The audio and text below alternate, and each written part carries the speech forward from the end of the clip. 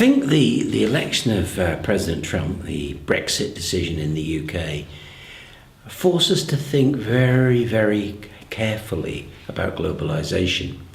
You see, for the first 20, 30 years of thinking about globalization, it was seen very much as a positive, as something that helped everyone. The idea was that as you had more contact between people, as trade increased, you'd get a better world. The idea was that, it was a good thing, spreading development, if you will, across the world. There'd be winners and losers, but on balance, everyone gained.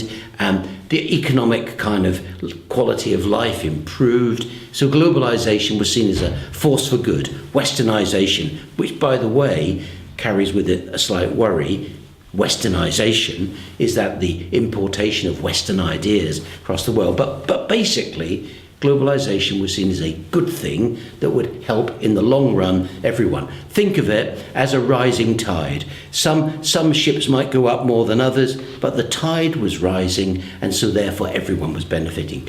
What Trump and Brexit represents, but not just them, a whole wide range of discussions in politics, from Hong Kong, from Italy to Germany, across the world, wherever you look.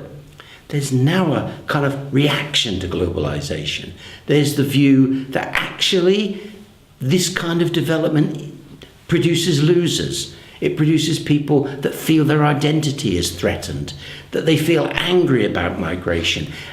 Economic development isn't for them. It goes to someone else. They think that they are losing their jobs to people who are prepared to work for much lower wages. So globalization has produced a kind of pushback, a counter-reaction.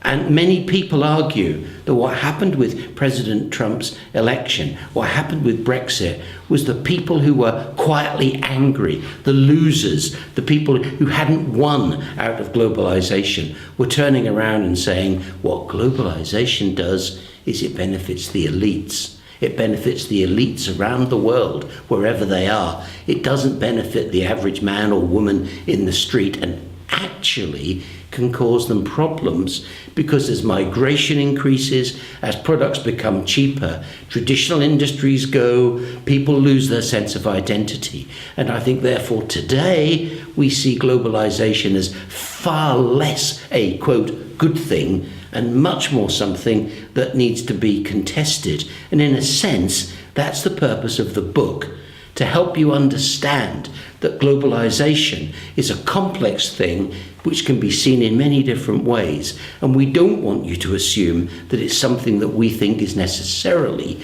good.